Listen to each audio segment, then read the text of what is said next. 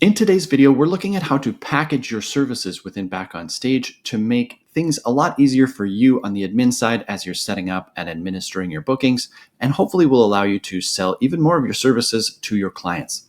So let's take a look. I've got a sample wedding here I'm setting up, and you can see on my schedule that I have a ceremony performance, a cocktail hour performance, and a full band performance. Now, if you're familiar with Back on Stage, you understand that you could set all of these up as separate services, which allows you to break them out on separate line items within your invoice for the client, and also book roles separately for them when it comes to booking your actual players. But this actually adds a lot more admin work than I think is necessary. So what I'm going to do is actually package all of these together into one service and just do some creative things on the back end administratively here to make things a little simpler for myself. So I'm going to open up the booking creator and go to the edit event details form first. That's sitting right over here. Scrolling down to the schedule and services area, you'll see the one and only service I have on this event is my wedding entertainment package. So the wedding entertainment package is going to house everything I could possibly do for a wedding. And it allows me to really streamline everything in the back end here. So if you're new to Back on Stage, I'll just explain this really quickly, but essentially services you add here are a time saver because they allow the system to know what we're going to be adding at the sort of client invoice stage and the client contract stage, as well as which members we need to book for this event. And it tells all those downstream workflow items what is going to be required in this bookings case to speed things up for us. So when I actually built out this service, I'm just going to open up our service creator here really quickly. You can create services right here within the schedule and services workflow. Alternatively, you can come over here to your company settings and create services there as well. But when you create a service, you're going to give it a title and add a description. And this is the stuff that is going to be appearing on your client invoice. So what I've actually done, I'm going to skip over here to my client portal. This is what your client sees when they are looking at your invoice. And you can see here, I have a whole bunch of sample text here on my invoice. It's nicely formatted into these nice bulleted lists. And I have things packaged out here. So I've got my full day wedding music package, which would include a ceremony performance, as well as a cocktail entertainment jazz trio, and then my full party band for the reception. Below that, I have another option, which is just the evening wedding package, I call it. That's my jazz trio for cocktails, as well as my 8-piece band for reception. And then finally, I have the last option down here. If they just want to go for the band, they don't need the peripheral stuff. They can book the 8-piece professional band for the dance celebration part of the evening. So I've actually included all of that text in my service description, and I put it all there so that I have easy ability to just remove what I don't need when I'm building that invoice. So I'm going to jump ahead here. Hopefully you can keep up. If I came over here to my invoice creator, you'll see I've got all that text. All of this text here is everything that you're seeing right here inside my client portal. So I wouldn't use all of this on an event. If my client was booking the full package, I would just delete this block of text here and I'd be good to go. So it saves you from having to create more than one service. You can really just open this up and say, okay, I'm using my wedding entertainment package, and they've decided to do the full big package here. So all I have to do is say, okay, this is my wedding package service here. And by the way, I've got HTML tags in here for those of you familiar with HTML, which allow me to style this nicely and create these bulleted lists and the bolded text. You don't need to use that. You can just write text in here if you want to keep it simple. But I will include this block of text with the video or with the how-to section in our help center, along with this video, if you want to copy and paste that for your own use. But all I really have to do is say, okay, I want that full day wedding music package. So I have to just find where that ends here, and I gotta zoom out here. That ends right here. So all I'd have to do is delete that little section of text there. And when I save that, now I'm going to have a nice clean invoice with the description for that full day wedding package, just like so. So what this allows us to do is when we're building out our invoice, we've got one nice description here. We've got our rate over there. I could even maybe put my rates. If I have rates, different rates for these different packages, I could tuck those in underneath my description here just as a placeholder for myself. So I'd know which rate to put in here for my invoice when I'm building the invoice.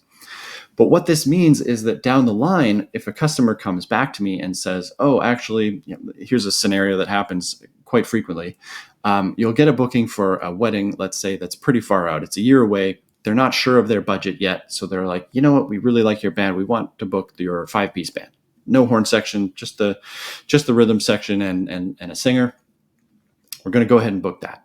So they do that. Months later, they come back to you and say, oh, you know what? We were out partying last night. We saw a horn section and we decided we love horn sections. We really want that at our wedding. Can we add a horn section on top of the band we've already booked from you? Now, obviously, you want to say, yes, we can do that. And you want to add that on. In the past, what you could do is come into that booking, into this schedule again, and add another service onto here for your horn section. But that, again, means you've got to come and sort of add things to your invoice. You've got to set up a new book roles page. There's just a whole lot more stuff you need to do. So what I'd recommend is just coming in here, and it's as simple as just adding another bullet point basically to this list and saying, okay, tack on the 3-piece horn section.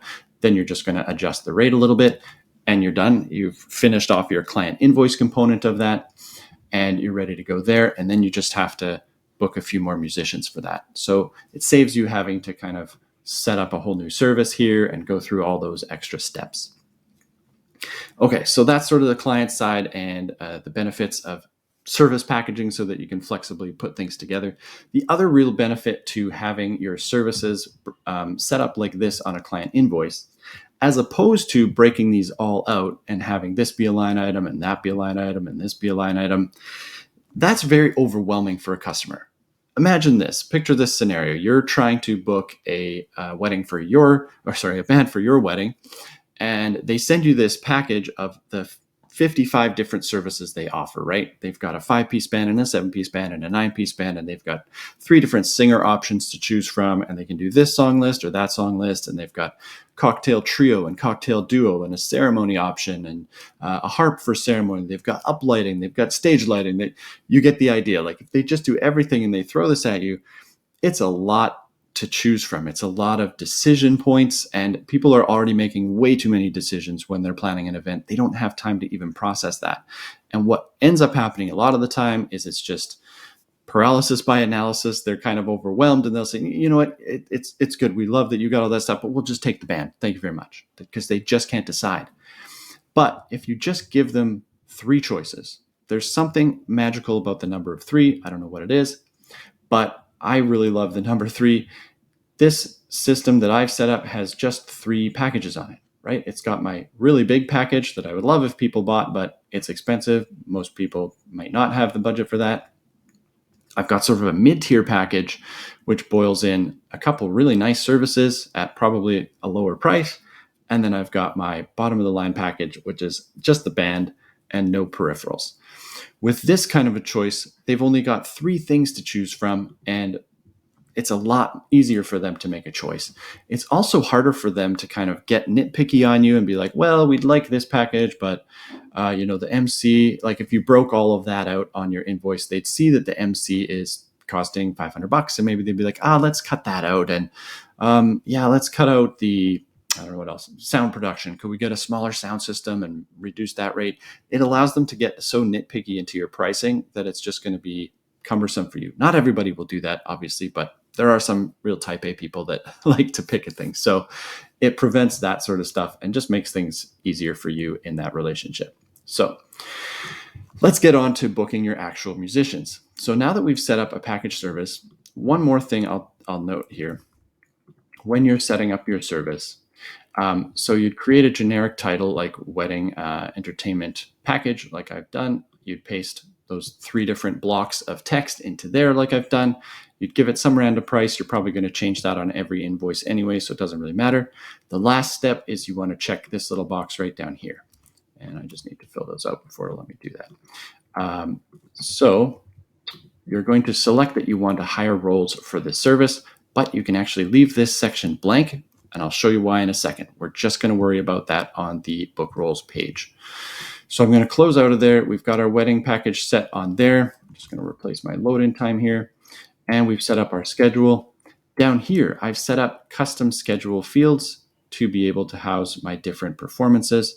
And if I open up each one of these, you'll see I've even added on here performers and the different people I need to perform on this specific service.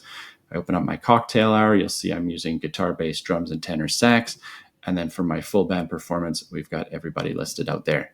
So to create a custom schedule field, you're just going to come to schedule items here, hit add schedule item there, and scroll down to the bottom where it lets you create a new field, and you can create whatever you need there. So as you can see, I've set these up to sort of house the different performances I am doing here. All right. So that is all set up and everybody is happy. All we have to do is save and close that. All right, now we're moving on to booking the actual roles for my wedding entertainment package. So I will go ahead and open this. Awesome. So here we are on the book roles page where we can start sending gig offers to all of our musicians. So let's run a simple scenario here where the client has just booked, let's just say, our 5-piece band. So I'm going to select bass, drums, guitar, piano, and a vocalist. And that'll be that. And let's go with what have I got on here? Male lead vocals this time around. Okay, let's add those roles. Great, so all those roles have been added to the list here. I can expand here and make any changes to rates or call order if I need to. I'm going to pretend I'm just happy with everything how it is. I'm going to come down here and hit book roles. Once that is giving me confirmation, I'll go ahead and fire off all of those offers. Great, so all those offers are on the way to musicians. I can sit back, relax, and wait for my roster to fill up. Okay, sample scenario. So I'm going to use the example from earlier where the client comes back to me. Let's fast forward 5 months here. We're getting close to the event date, and the client comes back and says, I want to add that horn section. Let's do that. Okay, so what are my steps for that? Easy peasy. I'm just going to come in here and open up the invoice to edit that and add our horn section onto there. So here we are on the invoice. I'm just going to expand my description down here. And once again, if it's a little hard to look at this HTML code here. So from here, what I'm looking at is this reception 8-piece dance band. And I'm just going to add that in here as another bullet point, maybe just right after my professional sound system or right before that. So come back here to my invoice. Let's find our sound system. There it is. Zoom in case you're having trouble seeing that. Copied and pasted that. Let's do 3-piece horn section. Perfect. That's that. Now I know for my horn section, I'm going to add on another $1,000. So I'm just going to adjust my invoice like so. And all I have to do is save that. Great. So as soon as the invoice is saved, that's live in the client portal right away. I don't need to resend it to them, but if I need to, I can come down here to the sharing options and quickly draft an email letting them know I've updated that contract and invoice, and they're welcome to make more payments or whatever if needed. But that's really all I need to do to take care of the client side of things. Now I need to add the horn section onto my actual roles that I've booked here. So let's go ahead and open up our book roles page. Great. Now you can see all these offers to all my other musicians are still pending. In a real world 5 months delayed, 5 months later situation, those would already be booked, but they just happened, so they are not.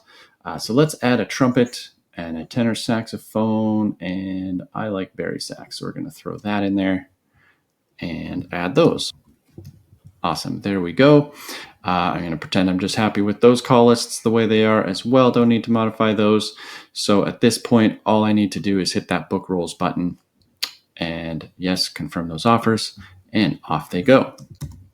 Awesome, they are off. So in a nutshell, that's how easy it is to make an update when your client comes back and says they want to add more of your services. No problem, just adjust that invoice, fire off some offers to a few more players, and you're good to go. Before we close, I want to add a couple more notes here just to increase sort of communication benefits and things here. That's not the right word, but make things easier for your team to understand what's going on as you're sending off these offers. So let's take a look at what one of the gig offers actually looks like in this case. So to see what your members are actually getting in their gig offers, you can come down here to your activity log. And I'm just going to look at Freddie's gig offer here. So this is the email that he got offering him this gig. You can see here it says your role, trumpet with wedding entertainment package. So if you're used to setting up your services the way most people probably are inside Back on Stage, you've probably got a, this is like trumpet with 9-piece band or trumpet with cocktail service or whatever. So the first thing your trumpet player is going to probably ask himself when he gets this offer or she gets this offer is, what does this actually mean? What is a wedding entertainment package and what is required of me? Then they're going to come down here, they're going to see the schedule and they're going to see, okay, well, there's a ceremony performance and a cocktail performance and a full band performance. What of those am I required for? Well, they can click on that Respond Now button, which obviously will take them to the gig sheet where they will see this schedule and really easily be able to identify which one of these services they are actually required on if you have gone to that step of adding in the performer role names there as well when you're building out your schedule. So it's nice and easy for them to figure that out.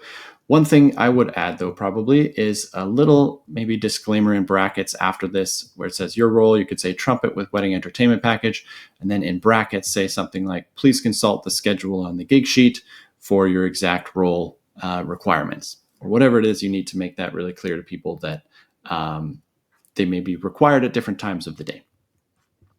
So that's one thing I would do. And you can adjust your gig notifications. So these are gig offers, and you can adjust those inside your notification control center by coming to company settings, notification control center, find the gig offer notice there. Or in the case, if you are using manual book to book people, those are called gig notices. Those are right there in your control center for you to modify that text if you want to add more detail and more context into there.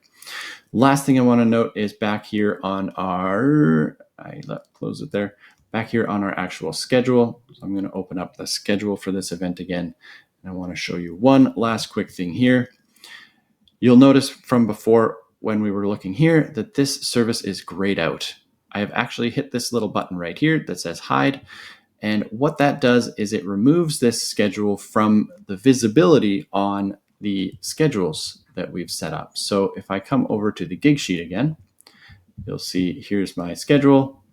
I come back over here really quick. So my schedule starts at 4 p.m., right? My gig sheet, oops, sorry, there's a mistake there. I think I didn't reset that properly. So the load in here started, oh, there it is. Yeah, I've got some weird times there. Anyway, so the load in should have been at 1 p.m., but there's no, even though there is this service sitting here above that, we don't see that on here because I've hidden it. So when your musicians come to this sheet, they won't see those hidden services, which allows you to kind of keep your schedule nice and clean. And just sort of keeps that out of people's way so they don't really have to think about things that don't really concern them, because that's really only for your admin benefit use. You need to know what package is being booked, but your musicians don't necessarily need to see that. So that can stay off of your schedule. So that's the only thing. It's not necessary that you do that, but it is something I choose to do because I like to just keep my schedule nice and clean. And of course, if you are going to add any other services to your invoice for your client, for example, like talent buying services or an agent fee or something like that, that you definitely don't need to show up on your schedule, that's another little handy feature there. All right, perfect. So that is it for today. Hopefully this video helps you think about how to package your services to save yourself time when setting up events, and hopefully also selling a few more of your services while you're at it. Thanks so much for watching, and thanks for using Back on Stage. Happy gigging and have a wonderful day.